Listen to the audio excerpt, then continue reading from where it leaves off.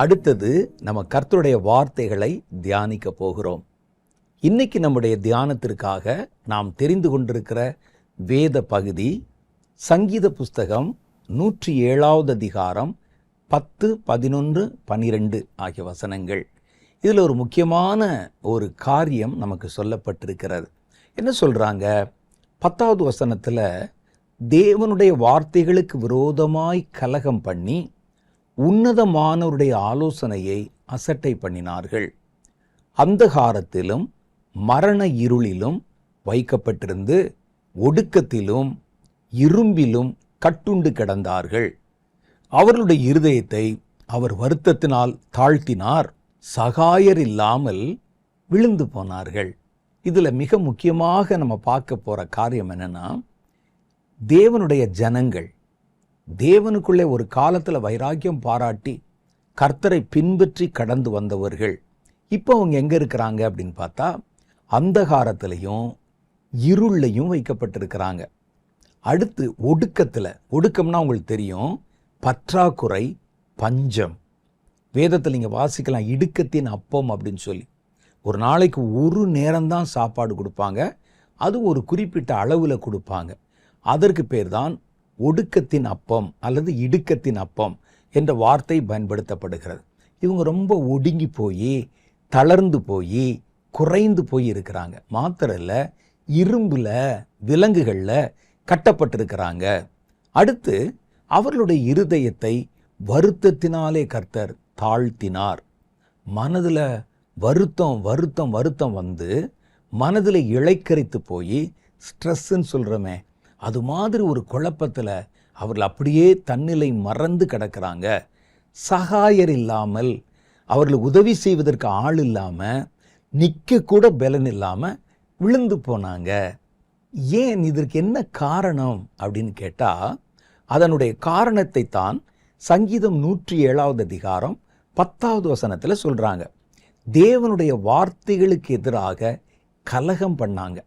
ரெண்டாவது, உன்னதமானவருடைய ஆலோசனையை அசட்டை பண்ணினார்கள். இதனுடைய பிரதிபலன்தான், இதற்கு ஏற்ற தண்டனை தான் அவங்க ஒடுக்கத்தில் கிடந்தது, இரும்பில் கட்டப்பட்டிருந்தது, இருளிலே வைக்கப்பட்டிருந்தது, சகாயர் இல்லாமல் தானாய் விழுந்து போனது, இருதயத்தை வருத்தத்தினாலே நிரப்பிக்கொண்டது. இதெல்லாம் சம்பவிப்பதற்கு காரணம் கர்த்தரை அசட்டை பண்ணினாங்க. இன்னைக்கு நம்ம பார்க்க போகிறது அசட்டை என்னும் கொடிய பாவம். அசட்டை அப்படின்னா உங்களுக்கு தெரியும், அலட்சியம் பண்ணுறது, பார்த்துக்கலாம் மெல்ல அப்படின்னு. இந்த அசட்டை தேவனுடைய பிள்ளைகள் தேவனுடைய காரியத்தில் அசட்டை பண்ணும்போது இவ்வளவு தண்டனைகளுக்குள்ளாக ஆக்கப்படுகிறதை பார்க்குறோம். கர்த்தர் ஒரு ஆலோசனை தரும்போது அதை நம்ம அலட்சியமாக எண்ணுகிறோம், அசட்டை பண்ணுகிறோம். என்ன நடந்துரும், பார்த்துடலாம், அதெல்லாம் ஒன்றும் ஆகாது அப்படின்னு சொல்லி கர்த்தருடைய ஆலோசனையை அசட்டை பண்ணுவது என்பது பெரிய ஒரு தண்டனைக்குரிய ஒரு பாவம். இந்த தண்டனை உலகத்தில் மாத்திரம் இல்லை, அவருடைய மறுமையிலும் கூட அந்த தண்டனை பின்தொடரும் ஒரு தண்டனை. அப்போ அசட்டை என்பது சாதாரணமான விஷயம் அல்ல. இந்த அசட்டை இன்னைக்கு நம்ம சர்வசாதாரணமாய் தேவனுடைய பிள்ளைகளிடத்திலே பார்க்குறோம். ஒரு சர்ச்சுக்கு வர்றதில் ஒரு அசட்டை, அவங்க பார்ப்பாங்க, சரி இந்த வாரம் இல்லாவிட்டால் அடுத்த வாரம் போய்க்கொள்ளலாம் அப்படிம்பாங்க. ஒரு வேளை சபைக்கு போகிறதே வந்தாலும், மணி என்ன இப்போ தான் 10 ஆகுது, சபை 9:30 மணிக்கு ஆரம்பிக்கும், பிரசங்கம் 10:30 மணிக்கு தான் ஆரம்பிக்கும், மெல்ல போகலாம் அப்படின்னு நினச்சி புறப்பட்டு போவாங்க. இதெல்லாம் கூட அசட்டையினுடைய ஆரம்ப கால அடையாளங்கள் தேவனுடைய காரியத்தில். இப்போது இன்றைக்கி நம்ம இப்போ உட்கார்ந்து வசனத்தை தியானிச்சா என்ன, நாளைக்கு பார்த்து கொள்ளலாம், ஜெபம் பண்ணுவதற்கு எழுதி கொடுத்துருக்கிறோமே, சிலருக்கு ப்ராமிஸ் பண்ணியிருக்கிறோமே, ஜெபம் பண்ணுவோம், மெல்ல பார்த்து கொள்ளலாம். ஊழியத்தில் ஒரு அசட்டை, நாளைக்கு பார்த்து கொள்ளலாம் அல்லது மெல்ல பார்த்து கொள்ளலாம். இதெல்லாம் நம்ம பெரிய தேவனுடைய காரியத்தை அசட்டை பண்ணுவதற்கு முன்பாக உள்ள துவக்க அடையாளங்கள். இது இருக்கும்போதே நம்ம ரொம்ப கவனப்படணும். சில ஊழியர்கள், சில போதகர்கள் சர்ச்சுக்கு கொஞ்சம் லேட்டாக வர்றதை குறித்து கூட கடுமையாக ஏன் பேசுகிறாங்க அப்படின்னு சொன்னால் இதில் என்னங்க வருகிறது? ஒரு 10 நிமிஷம் தள்ளி வந்தால் என்ன நடக்க போகுது, குடியாமொழிய போகுதுன்னு நம்ம நினைக்கிறோம்.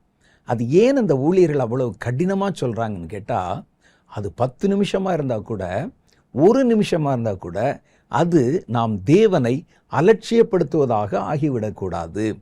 அப்போ கர்த்தரை நம்ம அலட்சியப்படுத்துகிறோம். நான் ஒரு சின்ன காரியம் பாருங்கள். ஒரு பெரிய ஒரு அமைச்சர், ஒரு பிரதமர் என்று வைத்துக்கொள்ளுவோம். அவருடைய ஆஃபீஸிலேருந்து ஒரு கடிதம் வருகிறது. நாளைக்கு காலையில் நீங்கள் என்னை சந்திக்க வரணும் எங்கள் ஆஃபீஸுக்கு. நாங்கள் உங்களுக்கு ஏதோ ஒரு காரியம் நாங்கள் சொல்ல வேண்டி இருக்குது. அதனால் நீங்கள் காலையில் வந்து பிரதமரை சந்திக்கணும். 9:30 மணிக்கு நீங்கள் ஆஃபீஸில் அவரை சந்திக்கணும். உங்களுக்கு அப்பாயின்மெண்ட் டைம் கொடுக்கப்பட்டிருக்கிறது அப்படின்னு சொன்னால், நீங்கள் எத்தனை மணிக்கு அந்த ஆஃபீஸுக்கு போவீங்க?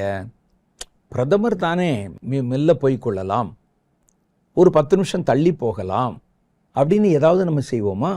இல்லை. நம்ம என்ன செய்வோம்னா 8 மணிக்கே போய் காத்திருப்போம். கதவு திறக்கிறதுக்கு முன்னாலே காத்திருப்போம். ஒருவேளை நேரம் முன்ன பின்ன ஆயிருமோ அப்படின்னு குறித்த நேரத்துக்கு முன்னால் வந்து காத்திருப்போம். கர்த்தர் அதைத்தான் பார்க்கிறார். ஒரு உலக பிரகாரமாக இருக்கிற ஒரு அதிகாரி, ஒரு செலிபிரிட்டி, ஒரு ஆளுமை செய்கிறவர், ஒரு ராஜா உங்களை அழைத்திருக்கும்போது நீங்கள் காட்டுகிற அந்த வேகத்தை, அந்த கவனத்தை, வானத்தையும் பூமி உண்டாக்கின என்னை பார்க்க வரும்போது நீ ஏன் அசட்டை பண்ணுகிறாய்? அதைத்தான் கர்த்தர் பார்க்கிறார். என்னை அவர்கள் அசட்டை பண்ணினார்கள். என் வார்த்தைகள் அவர்களுக்கு அசட்டையாக நினைக்கப்பட்டது. அவங்க அதை அலட்சியமாக நினைச்சாங்க. இப்போ எப்பவும் அப்படி தாங்க சொல்லிகிட்டே இருப்பாங்க. கர்த்தர் ஒரு ஆலோசனை சொல்லுகிறார், நீ இதை செய்யின்னு சொல்லி. அதெல்லாம் அப்படிலாம் வராது, பார்த்துக்கிறலாம், வரும்போது பார்த்துக்கிறலாம். அந்த அலட்சிய போக்கு, அசட்டை. அசட்டை என்பது சாதாரண பாவத்தை போல தெரிந்தாலும் அது பெரிய தண்டனைக்குரிய ஒரு பாவம் என்று கர்த்தருடைய வேதம் சொல்லுகிறது. சங்கீதம் 107 நம்ம அதைத்தான் பார்த்தோம். கர்த்தரை அசட்டை பண்ணுவது, அசட்டை பண்ணுவது கர்த்தரை மனுஷனா யோசிச்சு பாருங்க. ஒரு ராஜாவை அசட்டை பண்ணால் அவருக்கு எவ்வளோ கோபம் வரும். ஆமான் பாருங்கள், அரண்மனைக்குள்ளே போகும்போது எல்லாரும் எழுந்து நின்று வணங்குகிறார்கள். மொர்தேகாய் என்கிற அந்த வயதான பெரியவர், அவர் அரண்மனை வாசல் படியில் உட்கார்ந்து இருக்கிறாரு. அவர் எந்திரிச்சு நின்று வணக்கம் சொல்லலையாம். எல்லாரும் எந்திரிச்சு நிற்கிறாங்க, அதை கவனிக்கலை. நான் வரும்பொழுது ஒரு அரசாங்கத்தில் ஒரு உயர்ந்த அதிகாரத்தில் இருக்கிறவன், மன்னருக்கு அடுத்த நிலையில், அகாசுவேருக்கு அடுத்த நிலைமையில் இருக்கிறவன், நான் படியில் ஏறி வருகிறேன், இந்த ஆள் மாத்திரம் வயசானவன் எந்திரிக்கலையே. அவ்வளோ பெரிய கூட்டத்திலையும் ஒருவன் அசட்டை பண்ணினதை ஓரக்கண்ணால் பார்த்து கொண்டே போய் அவனை எப்படி கொல்ல வேண்டும் என்று முயற்சி பண்ணினதை எஸ்தரின் புஸ்தகத்தில் வாசிக்கிறோம். ஒரு அசட்டை பண்ணுவது எவ்வளோ பெரிய காரியம் பார்த்தீங்களா? அசட்டை பண்ணுவது மனிதனை அல்ல, தேவனை. ஆகவே அசட்டை என்பது ஒரு பெரிய பாவம். தேவனுடைய காரியத்தில் நீங்கள் எல்லாவற்றிலும் விழிப்பாக இருந்து முக்கியத்துவத்தை முதல் இடத்தை கொடுக்கணும். இல்லாவிட்டால் இஸ்ரவேல் ஜனங்கள் பாருங்க, என் வார்த்தையை அசட்டை பண்ணினார்கள். நான் உங்களுக்கு ஆலோசனை கொடுத்தேன், அந்த ஆலோசனையை அவர்கள் அலட்சியம் பண்ணினார்கள். என்ன நடக்கும் பார்த்திடலாம், நமக்கு தெரியாததா என்று. ஏன் அவர்கள் அப்படி செய்கிறார்கள்? மனிதன் எதினாலே கர்த்தரை அசட்டை பண்ணுகிறான்? வேதத்தில் பல காரியம் சொல்லி இருக்குது. உபாகம புஸ்தகம் 32வது அதிகாரத்தில் 13 சில வசனங்களை வாசித்து பார்த்தீங்கன்னா, மனிதர்கள் பலத்து போகிறதுனால, அவனுக்கு நல்ல பணம், அதிகாரம், உடம்புல பலம், கூப்பிடுறதுக்கு ஆள் பேர், அப்படி நல்லா அவங்க வந்து கொழுத்து போகும்போது அவர்களுக்கு தேவனுடைய காரியம் அலட்சியமாய் தோன்றுகிறது. தேவனிடத்தில் ஆராதிப்பதும் ஜெபிப்பதும் காத்திருப்பதும் அந்நிய காரியமாக தோன்றுகிறது. இவ்வளவுக்கு யார் அவன் அந்நியன் அல்ல, தேவனுடைய பிள்ளைகள். அவர்கள் ஒரு காலத்தில் பலவீனமாக இருந்தபோது தேவனுக்கு எவ்வளவு முக்கியத்துவம் கொடுத்தாங்க. அதே ஆட்க பலமடையும் போது எப்படி மாறுகிறார்கள்? வேதத்தில் சொல்லுது பாருங்க. உபாகம புஸ்தகம் 32வது அதிகாரம், அந்த அதிகாரத்தில் சில வசனம் வாசிக்கிறேன் பாருங்க.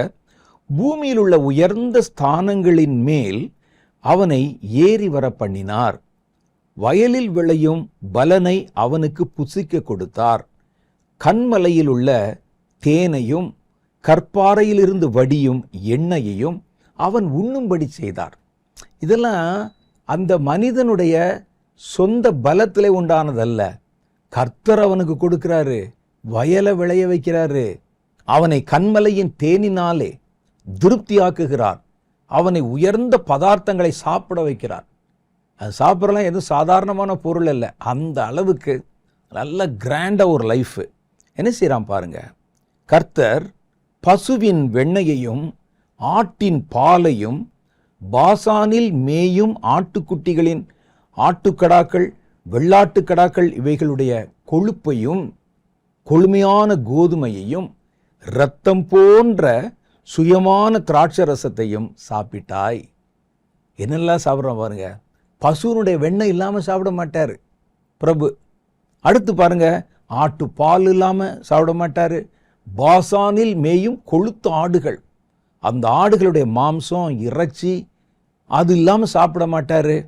எல்லாம் கொழுப்பையும் கொழுமையான கோதுமை, நல்ல கொழுமையான கோதுமையையும் இரத்தம் போல சிவப்பாய் இருக்கிற சுயமான திராட்சை ரசம், கலப்பில்லாத ஒரு திராட்சை ரசத்தையும் சாப்பிட்டாய். அடுத்து என்ன நடக்குது பாருங்களேன், யெஷூரன் கொழுத்து போய் உதைத்தான். கொழுத்து ஸ்தூலித்து, ஸ்தூலித்துனா ஃபேட் ஆகி, கொழுத்து ஸ்தூலித்து நிணம் துண்ணின போது அவனுக்கு ஒரு சம்பிரமம், அவனுக்கு ஒரு அந்தஸ்து வந்த போது தன்னை உண்டாக்கின தேவனை விட்டு தன் ரட்சிப்பின் கன்மலையை அசட்டை பண்ணினான். பார்த்தீங்களா, ஒரு மனிதன் எப்போ கர்த்தரை அசட்டை பண்ணுகிறான்னு சொன்னால், இவனுக்கு எல்லாம் நேரத்துக்கு கிடைக்குது, அவன் சாப்பிட்றதுக்கு உசிதமான பதார்த்தங்கள் கிடைக்குது, அதில் ஒரு சின்ன துரும்பு விழுந்தா கூட தூக்கி போட்டுருவார், இருக்கிறதுல எது விசேஷமானதோ அதைத்தான் சாப்பிடுவார், அவருடைய வீடு அவ்வளோ ஐஸ்வர்யத்தால் நிரம்பி இருக்கும். இதெல்லாம் இவருடைய சுயத்திலே வந்ததல்ல, கர்த்தர் கொடுத்தது. ஆனால் அவன் அதில் ஊறி போய் பலம் கொண்ட போது கர்த்தரை இரண்டாவது இடத்துக்கு தள்ளிவிட்டான். நான் பார்த்துருக்கிறேன் அப்படிப்பட்ட ஆட்களை. எனக்கு தெரிந்த ஒரு மனிதர், என்னுடைய நண்பர் என்றே சொல்லலாம். அவருடைய துவக்க காலத்தை நீங்கள் பார்த்தீங்கன்னா ரொம்ப கடினமான ஒரு வாழ்க்கை. வீட்டில் அவரோடு கூட பிறந்த சகோதரர்களுக்கும் சகோதரிகளுக்கும் சரியான உணவு கூட கொடுக்க முடியாமல் அவருடைய பெற்றோர் அவ்வளோ கஷ்டப்பட்டாங்க. ஸ்கூலுக்கு அனுப்பி படிக்க வைக்கிறதுல கஷ்டம், மதிய உணவு கொடுத்து விடுவதில் கஷ்டம். அந்த அளவுக்கு கீழான நிலைமை. ஒரு டீ குடிக்கிறது கூட ஜெபம் பண்ணி, ஆண்டவரே எங்களுக்கு நாளைக்கு டீ கிடைக்கணும் அப்படின்னு ஜெபம் பண்ணுற மாதிரி ஒரு சூழ்நிலை. வெறும் காலில் நடந்து போக வேண்டிய அனுபவம். இதெல்லாம் பார்த்தீங்கன்னா வாழ்க்கையினுடைய கீழ்மட்ட அளவில் அவருடைய குடும்பம் இருந்தது. கர்த்தரை ஏற்றுக்கொண்டாங்க, கர்த்தருக்குள்ளே கடந்து வந்து தேவனிடத்தில் ஜெபம் பண்ணாங்க. கர்த்தருக்கென்று தங்களை ஊழியத்துக்கென்று அந்த குடும்பத்தில் இருக்கிற சில பிள்ளைகள் ஒப்பு கொடுத்தாங்க. நல்ல தேவனுக்குன்னு வைராக்கியமாக ஊழியம் செய்தார். கர்த்தர் தான் எனக்கு தெய்வம் என்று. கொஞ்ச நாட்கள் கழித்து அந்த ஊழியம், அவர் ஓடினார், உழைத்தார், அலைந்தார், விதைத்தார், பிரயாசப்பட்டார். அந்த ஊழியம் சில கனிகளை கொடுக்க ஆரம்பித்த போது கொஞ்சம் வசதி வர ஆரம்பிச்சது. அது முன்னால் வரைக்கும் நான் பார்த்துருக்கிறேன், ஜெபத்தில் போய் உட்கார்ந்தா 2 நாள் ஆனாலும் பார்க்க முடியாது, 3 நாள் ஆனாலும் பார்க்க முடியாது. அவ்வளவு தேவனுடைய பாதத்தில் காத்திருந்து இரவு பகலாக ஜெபிக்கிற மனிதன். வெளியே வரும்போது பார்த்தீங்கன்னா ஒரு முகத்தில் அப்படி ஒரு பிரகாசம் இருக்கும். கண்ணெல்லாம் கலங்கி கர்த்தரிடத்தில் அழுது மன்றாடி ஜெபம் பண்ணி பல நாட்கள் உபவாசம், முழங்கால தேய்ச்சி ஜெபம் பண்ணி. ஆனால் வாழ்க்கையில் இவ்வளோ போகும்போது கர்த்தர் அவருடைய ஊழியத்தையும் அவருடைய தியாகத்தையும் கனம் பண்ணி இடுக்கத்தில் இருந்த அவரை கொஞ்சம் விசாலத்தில் வைத்தார். அப்புறம் என்னாச்சு, அவருக்கு பல இடங்கள்லேருந்து நிறையா ஆஃபரிங்ஸ், காணிக்கைகள் வர ஆரம்பித்தது. அப்புறம் வாழ்க்கையில் அடுத்தடுத்த கட்டமாக சில உயர்வுகள் வந்தது. 1க்கு 3 கார்கள், 4 கார் வந்தது. சொந்தமாக வீடு, நிலங்கள், கட்டிடங்கள் வந்தது. நல்ல ஒரு நிலைமை வந்தது. இப்போ ஜெபம் போச்சு, கர்த்தருடைய காரியத்தில் பாராட்டின வைராக்கியம் போச்சு, எல்லாம் போச்சு. இப்போ ஒரு சம்பிரமமான ஒரு வாழ்க்கை, நல்ல ஒரு உயர்ந்த ஒரு வாழ்க்கை. ரொம்ப ஆச்சரியமாக இருந்தது. எப்படி இருந்த ஒரு மனிதர்கள், அவங்க என்ன நினைக்கிறாங்க, இப்போ நம்ம வாழ்கிற வாழ்க்கை தான் ராஜா மாதிரி வாழ்க்கை. என்னை பொறுத்தளவில் அந்த முதல்ல வாழ்ந்தாங்க பாருங்க, அதுதான் ராஜாவை போன்ற வாழ்க்கை, ராஜாவோடு வாழ்ந்த வாழ்க்கை. ஆனால் கொழுத்து போய் நினம் துண்ணின போது, வசதிகள் பெருகின போது, கூப்பிட்டா வர்றதுக்கு ஒரு 10 பேர், அவருடைய காரியங்களை செய்வதற்கு ஒரு 10 பேர், ஒரு விசாலத்திலே கர்த்தர் கொண்டு வந்து வைத்த போது எல்லாவற்றையும் மறந்து, பழசெல்லாம் மறந்து, பழச மறந்து போங்க, நல்லதுதான். ஆனால் அவர்களை நடத்தின கர்த்தரையும் சேர்த்து மறந்துட்டீங்களே. அதை மறந்து இன்னைக்கு ஒரு முதலாளி மாதிரி, ஒரு கார்ப்பரேட்டு கம்பெனி ஆள் மாதிரி, அந்த பார்வையிலே ஒரு மேட்டிமை, அவருடைய காரியத்தில் ஒரு அலட்சியம், நான் சொன்னதுதான் சத்தியம், நான் சொன்னதுதான் காரியம் என்கிற ஒரு நம்பிக்கை, இதெல்லாம் வந்து தேவனை அலட்சியம் பண்ணுகிறதை கண்கூடா பார்க்க முடிகிறது. இன்னும் சில ஊழியர்களை கூட நான் பார்த்துருக்கிறேன். அப்படியே அழுது ஜெபம் பண்ணி முழங்கால் இருந்து எல்லாம் பெற்று கர்த்தர் அவர்களுடைய கைகளை பலப்படுத்தும் போது, அப்புறம் கர்த்தருடைய காரியங்கள் கர்த்தரே இறங்கி வந்து சொன்னால் கூட அதை அசட்டை பண்ணி, அதெல்லாம் 2ஆம் பக்கம் நான் நேரம் இருந்தால் பார்க்கலாம் அப்படிங்கிற அளவுக்கு மாறி போகிறவர்களை பார்க்கிறோம். ஒரு காலத்தில் நாம் பார்த்த கண்கூடா பார்த்த சிலர் தேவ பிள்ளைகள் தான், ஊழியக்காரர்கள் தான், கஷ்டத்தினுடைய எல்லையிலே இருந்து ஊழியம் செஞ்சவங்க. இன்னைக்கு நல்ல ஒரு வசதியான சூழ்நிலை வரும்போது மாசத்துக்கு குரோசரி வாங்கிறதுக்கு, மாசத்துக்கு சில பொருள்கள் வாங்குவதற்கு வெளிநாட்டுக்கு போய் வாங்கிட்டு வராங்க மாசந்தோறும். இதெல்லாம் கேட்கும்போது ரொம்ப ஆச்சரியமாக இருக்கு. பார்த்துருக்கிறேன் நான். மாசந்தோறும் போய் ஒரு துணி எடுக்கணுமா, ஒரு பர்ச்சேஸ் பண்ணணுமா, ஒரு சின்ன ஒரு பொருளுக்கு கூட, ஒரு கடுகு வாங்க கூட ஃப்ளைட் எடுத்து மலேசியா போகணும், அல்லது ஒரு ஃப்ளைட் எடுத்து சிங்கப்பூர் போவாங்க. அங்கே போய் இந்த பர்ச்சேஸ் எல்லாம் முடித்து கொண்டு வருவார்கள். ஏன்னா இவர்கள் உச்சத்தில் வந்துட்டாங்க.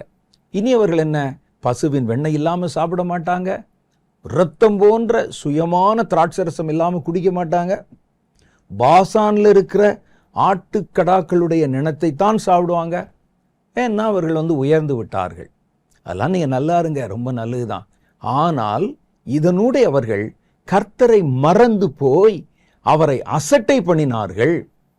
அந்த கொழுப்பு வரும்போது, அந்த மனிதனுக்குள்ளே ஒரு உயர்வு வரும் பொழுது, ஒரு செழிப்பு வரும்போது, அவன் கர்த்தரை யார் என்று கேட்கிற மாதிரி ஒரு சூழ்நிலைக்குள்ளே கடந்து வந்து விடுகிறான். முதல்ல ஆண்டவர்னு பேரை கேட்டாலே அவர்கள் பாராட்டின அந்த பக்தி, வினயம், பயம், நடுக்கம் இதெல்லாம் குறைஞ்சு போய் யெஷூரன் ஸ்தூலித்து போய் எட்டி உதைத்தானாம். பார்த்தீங்களா, வசனத்தில் போட்டிருக்கு. இஸ்ரவேலன் என்ன செய்தான், யெஷூரன் கொழுத்து போய் உதைத்தான். யார? கர்த்தரை உதைத்தான். ஸ்தூலித்து நல்லா கொழுத்து போய் நினம் துண்ணின போது, நல்லா அவனுக்கு வல்லமையும் பலமும் பெருகின போது, தன்னை உண்டாக்கின தேவனை விட்டு தன் ரட்சிப்பின் கண்மலையை அசட்டை பண்ணினான். பார்த்தீங்களா, இதில் தான் தாவீது விஞ்சி நிற்கிறார். தாவீது என்ன செய்கிறார் பாருங்க, எவ்வளவு உயர்ந்த நிலத்துக்கு போனாலும், ராஜாவாகவே மாறினாலும் அவர் தன்னுடைய பழைய நிலைமையை மறக்கவே இல்லை. கர்த்தருக்கு முக்கியத்துவம் கொடுத்து, முதலிடம் கொடுத்து அவர் தன்னுடைய வாழ்க்கையை கவனித்து கொண்டார்.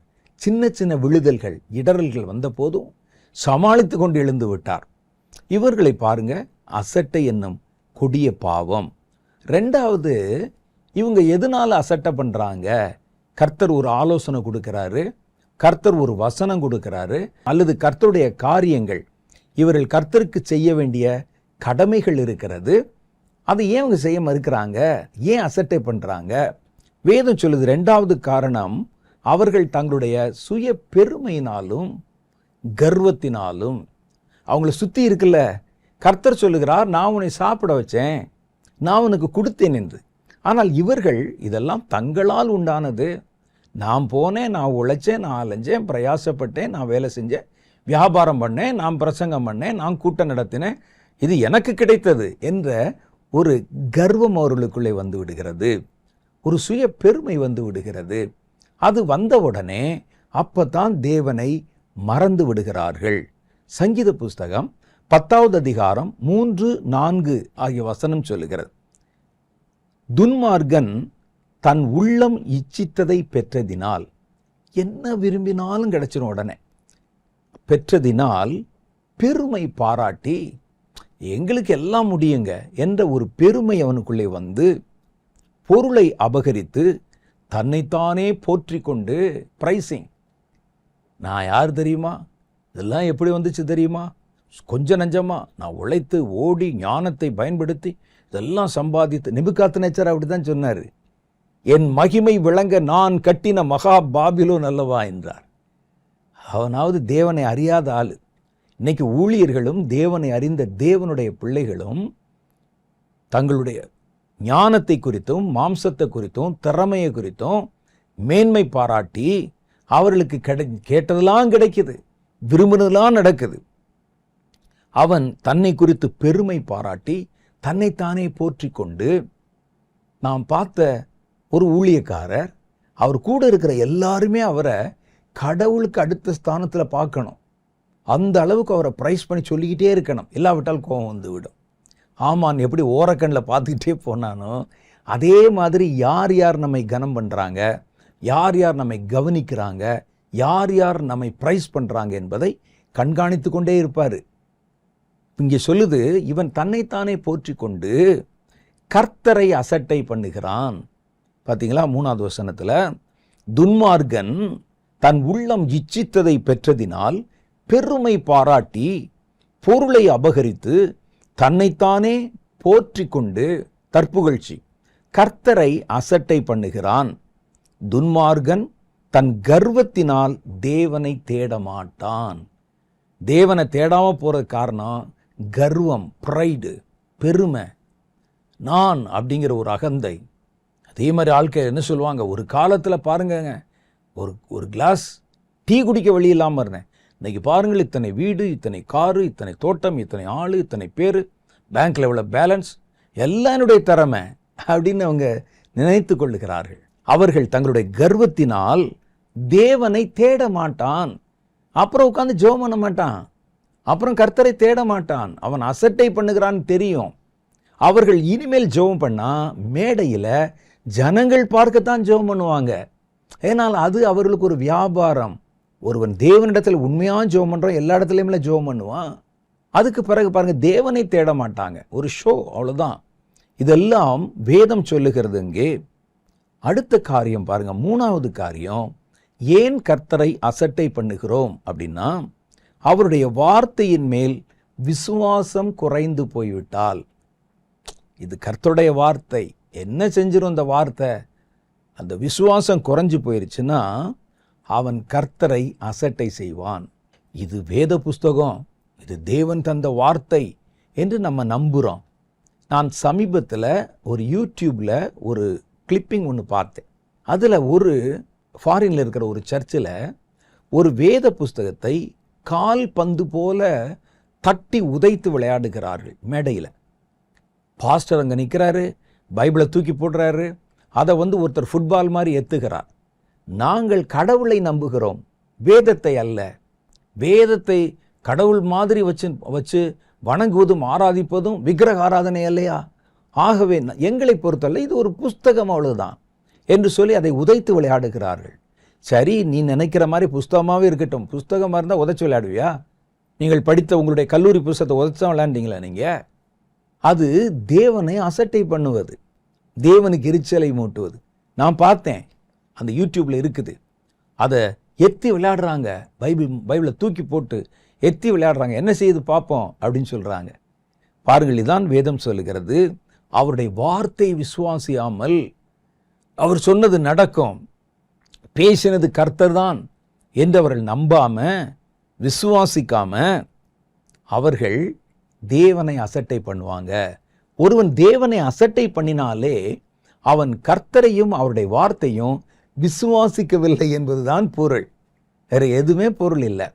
பாருங்க, வேதம் சொல்லு, சங்கீத புஸ்தகம் 106வது அதிகாரம் 24வது வாக்கியம் 24 சொல்றாங்க, அவருடைய வார்த்தையை விசுவாசியாமல் இச்சிக்கப்படத்தக்க தேசத்தை அசட்டை பண்ணினார்கள். கர்த்தருடைய சத்தத்துக்கு செவி கொடுக்காமல் தங்கள் கூடாரங்களிலே முறுமுறுத்தார்கள். கர்த்தர் உங்களுக்கு ஒரு வாக்குத்தத்தம் கொடுத்திருக்கிறார். பாலும் தேனும் ஓடுகிற கானான் தேசத்துக்கு உங்களை கொண்டு போவேன் என்பதே அந்த வார்த்தை. அந்த வார்த்தை அவங்க நம்பாம போனதுனால அவங்க என்ன செய்றாங்க பாருங்க, அவருடைய வார்த்தையை அசட்டை பண்ணினார்கள். அப்போ கர்த்தர் சொல்லுவார், நீங்கள் நாளைக்கு புறப்பட்டு இந்த ஊர் வழியாக உங்களுடைய படையை நகர்த்தி கொண்டு போகணும், இஸ்ரவேல் ஜனங்கள் இந்த தேசத்தை சுற்றி கொண்டு போகணும். அப்படியெல்லாம் நாங்கள் வர முடியாது, எங்களுக்கு வேறொரு பாதை இருக்கிறது, அது ஷார்ட்கட், நாங்கள் அங்கே போகிறோம் அப்படின்னு சொல்லுவாங்க. முறுமுறுப்பாங்க. காரணம் என்னென்னா, அவர்களுக்கு கர்த்தருடைய வார்த்தையின் மேலே விசுவாசம் போய்விட்டது. அதை அவர் நம்பவில்லை. அதுக்கப்புறம் கர்த்தர் பேசினா கர்த்தருக்கு அங்கே மரியாதை இல்லை. அவர்கள் அசட்டை செய்தார்கள். இச்சிக்கப்பட்ட தேசத்தை அசட்டை. என்னையா பெரிய பாலும் தேனும் ஓடுகிறதாம்? ஒரு தேசத்தில் பாலும் தேனும் ஓடிக்கிட்டு இருந்தால் நல்லாவா இருக்கும்? எங்களுக்கு அதெல்லாம் வேண்டாம், அதெல்லாம் தேவையில்லை.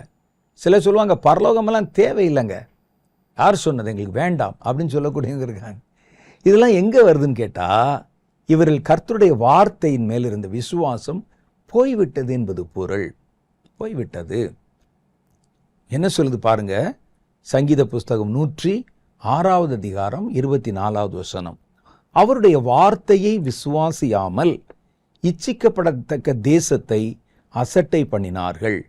கர்த்தருடைய சத்தத்துக்கு செவி கொடுக்காமல், கர்த்தர் பேசுகிற வார்த்தைக்கு செவி கொடுக்காம தங்கள் கூடாரங்களிலே முறுமுறுத்தார்கள்.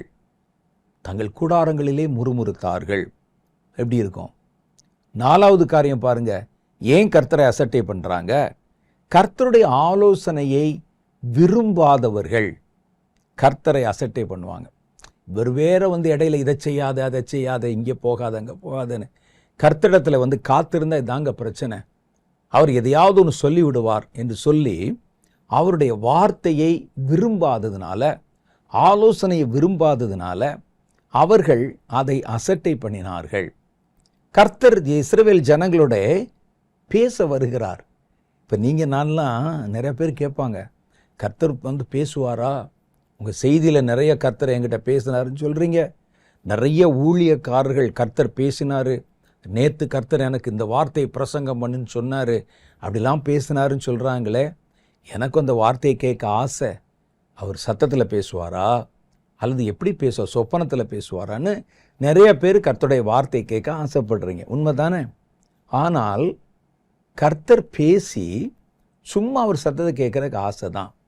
ஆனால் கர்த்தர் பேசி தம்முடைய கட்டளைகளை வெளிப்படுத்தி செய்துதான் ஆக வேண்டும் என்று சொன்னால், நாமளே ஒரு காலகட்டத்தில் கர்த்தாவே என்கிட்ட பேசிடாதீங்க அப்படின்னு சொல்லுவோம். ஏன் இவர் என்கிட்ட பேசணும், பேசிடக்கூடாது, பேச வேண்டாம் என்று நினைப்போம். அப்படிப்பட்டவங்கள நான் பார்த்துருக்கிறேன். கர்த்தர் பேச விரும்பினாலும் கர்த்தர் என்கிட்ட பேச வேண்டாம், இப்படி இல்லாமல் அங்கே ஆட்கள் இருப்பாங்கன்னு நீங்கள் கேட்பீங்க. வேதத்தில் சொல்லுது, மோசே இடத்திலும் இஸ்ரவேல் ஜனங்களிடத்திலும் மலையின் மேலே, சீனாய் மலை மேலிருந்து கர்த்தருடைய சத்தம் உண்டாயிற்று. அப்பொழுது ஜனங்கள் சொன்னாங்க, மோசே எங்கள்கிட்ட பேசட்டும், கர்த்தர் எங்களிடத்திலே பேசாதிருப்பாராக. நீங்கள் எங்கிட்ட பேசாதீங்க, மோசே பேசட்டும் அப்படின்னு சொன்னாங்க. அப்போ கர்த்தர் அவரை, மோசையை மலையின் மேல் ஏறி வர செய்து, என் வார்த்தை கேட்க மாட்டேன்னு சொன்னீல, பேசாதன்னு சொன்னீல, இந்த மலை பக்கத்தில் எவனும் வரக்கூடாது, மலையினுடைய அடிவாரம் வரைக்கும் வரக்கூடாது, அப்படி மீறி வருகிறவன் கல்லெறிந்து கொல்லப்பட வேண்டும் என்று கர்த்தர் கட்டளையாய் சொல்லி மோசே இடத்துல பேசினார். கர்த்தர் பேச வேண்டாம் அப்படின்னு நினைக்கிறவங்க சிலருக்கு தங்களுடைய பாவம் வெளியரங்கமாகி விடாதபடிக்கு கர்த்தரிடத்திலே வர விரும்ப மாட்டாங்க அப்படின்னு வேதம் சொல்லுது. எங்கே போனால் நம்ம பாவத்தை சொல்லிடுவாரோ அந்த பயம் சிலருக்கு. இன்னும் சிலருக்கு கர்த்தர் ஏதாவது கட்டளை சொல்லி இதை செய்யின்னு சொல்லிடுவாரோ, அல்லது ஒரு குற்றத்தை கண்டுபிடித்து கர்த்தர் எங்கிட்ட பேசாமல் இருக்கட்டும், ஆண்டவர் எங்கிட்ட பேச வேண்டாம், நம்ம போய் கொஞ்சம் காத்திருந்து ஜோமனா எங்கே பேசினாலும் பேசிடுவாரோ, போவோம் ஜோமனும் அப்படியே எழுந்து விடுவோம்னு கர்த்தருடைய வார்த்தையை அசட்டை பண்ணுகிற ஊழியர்களை நான் பார்த்துருக்கிறேன். ஏன்னா தெரியும் அவங்களுடைய அந்தரங்கத்தில் பாவம் இருக்கு. பாவம் இருளினால் பிடிக்கப்பட்ட எவனும் வெளிச்சத்திடத்திலே வரான் என்று வேதம் சொல்லுது. தன்னுடைய பாவம் வெளியரங்கமாகி விடாதபடிக்கு. அப்ப கர்த்தாவே நீர் எங்ககிட்ட பேசாதீங்க, மோசே பேசட்டும், ஒரு மனிதன் பேசட்டும், நீங்க எங்ககிட்ட பேச வேண்டாம் என்று சொல்லி கர்த்தருடைய வார்த்தையை அசட்டை பண்ணின கூட்டங்கள். அதுதான் வேதம் சொல்லுது, கர்த்தருடைய ஆலோசனையை விரும்பாதவங்க. கர்த்தர் சொல்றதை யாராவது விரும்பாம இருப்பானா ஐயா? ஆனால் கர்த்தரிடத்தில் பழகி பார்க்கும்போது தான் சில சமயங்கள் அவர் கடினமாக ஏதாவது சொல்லிடுவாரோ அப்படின்னு பயந்து கர்த்தர் கீசிடக்கூடாதுன்னு பயப்படுகிற மனிதர்களை நான் பார்த்திருக்கிறேன். நீதிமொழிகளின் புஸ்தகம் 1வது அதிகாரம் 30வது வசனம் சொல்லுது பாருங்க, அவர்கள் அறிவை வெறுத்தார்கள். அவனுக்கு இதை படித்தா அறிவு வரும் தெரியும், தேவனிடத்தில் காத்திருந்தா அறிவு வரும் தெரியும். ஆனால் அவர்கள் அறிவை வெறுத்தார்கள். எதுக்கு அறிவு? எல்லாம் இது செய்யக்கூடாதுன்னு தெரிஞ்சா நாங்கள் அதெல்லாம் பார்க்காம போயிடுவோமே, அவைகளை தொட முடியாமல் போயிடுமே, அறிவில்லாமல் இருப்பதே நல்லது அப்படின்னு நினச்சி அவர்கள் அறிவை வெறுத்தார்கள். கர்த்தருக்கு பயப்படுதலை தெரிந்து கொள்ளாமல் போனார்கள். என் ஆலோசனையை அவர்கள் விரும்பவில்லை. கர்த்தருடைய ஆலோசனை எங்களுக்கு வேணாம், எங்கள் ஆலோசனை அதைவிட மேன்மையானது. நாங்கள் எந்த அளவுக்கு செய்யணும், எந்த அளவுக்கு போக முடியும், எங்களுடைய சக்தி என்ன, பலம் என்ன என்பதற்கு ஏற்றபடி ஆலோசனைகளை வணைந்து கொள்ள எங்களுக்கு தெரியும். அவர் அளவில் யோசிப்பார். அதெல்லாம் எங்களுக்கு கட்டுப்படி ஆகாது. கர்த்தர் வந்தா எங்களை ஆசீர்வதிக்கதா பேசினா பேச சொல்லுங்க. உன்னை நான் இப்படி உயர்த்துவேன், மகிமைப்படுத்துவேன், கன்மலையின் மேலே நாட்டுவேன் பேசினா உட்கார்ந்து மணிக்கணக்காக குறிப்பெடுத்துட்டு இருப்பாங்க. ஆனால் கர்த்தர் ஒருவனை பார்த்து அவனுடைய குற்றத்தை கடிந்து கொண்டால், அவனை திருத்த விரும்பினால், ஒருவனுக்கு ஆலோசனை கொடுக்க விரும்பினால், கர்த்தாவே நீர் எங்களிடத்தில் பேச வேண்டாம் என்று இஸ்ரவேலர்களை போல தெரித்து ஓடுவாங்க. அதான் சொல்லு, என் ஆலோசனையை அவர்கள் விரும்பவில்லை. என்ன மாதிரி ஒரு நிலைமை பார்த்தீங்களா? என்னுடைய கடிந்து கொள்ளுதலை, நான் திட்டுறேங்கிறத அசட்டை பண்ணினார்கள். கர்த்தருடைய சிட்சையை அசட்டை பண்ணினவர்கள். வேதம் அப்படி சொல்லுது. கர்த்தர் சிட்சிக்கும் போது, கர்த்தர் நம்மை கூப்பிட்டு கண்டிக்கும் போது, தண்டிக்கும் போது அந்த அற்பமா எண்ணாதிரு அப்படின்னு வேதம் சொல்லுது. கர்த்தருடைய சிட்சையை அற்பமா எண்ணினவர்கள் வேசி பிள்ளைகளாய் மாறி போவாங்களாம். வேதத்தில் போட்டிருக்கு, தகப்பன் சிட்சியாத புத்திரன் உண்டோ, தகப்பன் கடிந்து கொள்ளாத பிள்ளை உண்டோ? அப்படி கடிந்து கொள்ளாமல் போனால் அவர்கள் வேசியின் பிள்ளைகளாய் மாறிடுவாங்க. ஆகவே கர்த்தருடைய சிட்சையை அருவருத்து வெறுத்து அசட்டை பண்ணி, கர்த்தரிடத்தில் போனால் திட்டுவார், போனால் தானே திட்டுவார் என்று அசட்டை பண்ணி, அது எவ்வளோ பெரிய பயங்கரம் என்று இனிமேல் நான் உங்களுக்கு சொல்ல போகிறேன் பாருங்கள். அசட்டை பண்ணுதல் வேதம் அப்படி சொல்லுகிறது. கர்த்தருடைய ஆலோசனையை விரும்பாதவங்க, கர்த்தருடைய ஆலோசனை விட தன்னுடைய ஆலோசனையும் தன்னோடு இருக்கிறவருடைய ஆலோசனை பெருசுன்னு நினைக்கிறவங்க கர்த்தருடைய ஆலோசனையை அசட்டை பண்ணுவாங்க. இதெல்லாம் இந்த காலத்தில் சாத்தியமாங்க அப்படின்னு சொல்லி கர்த்தருடைய ஆலோசனையை அசட்டை பண்ணுவாங்க. ஆனால் உண்மையான தேவனுடைய பிள்ளைகள் கர்த்தருடைய கட்டளைக்கு முழுசாக கீழ்ப்படிவாங்க.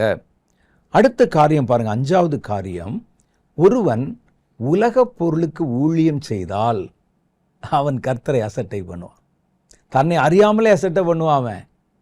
ஏன்னா இது ஒரு யூனிவர்சல் ட்ரூத்துன்னு சொல்கிறோம் பாருங்க, மாறாத ஒரு விதி. உலக பொருளுக்கும் தேவனுக்கும் ஊழியம் செய்ய ஒருவனாலும் கூடாது என்பது மாறாத ஒரு விதி. ஏன் இந்த மாறாத விதி அப்படின்னு சொல்கிறேன்னா, மாறாத விதினா உங்களுக்கு தெரியுமா? சூரியன் கிழக்கில் உதிக்கும் என்றால் அது மாறாத விதி. சூரியனும் பூமியும் படைக்கப்பட்ட நாளிலிருந்து அது அதே மாதிரி கிழக்கில் தான் உதிக்கும். மேற்கில் மறையும் என்பது ஒரு மாறாத விதி. அதே மாதிரி இது ஒரு மாறாத விதி. இதை எப்படி மாறாத விதின்னு சொல்கிறீங்கன்னு கேட்டால், இந்த விதியை சொன்னவர் இயேசு கிறிஸ்து. இயேசு கிறிஸ்து மாறாதவர், அவருடைய விதிமுறைகளும் மாறாதவைகள்.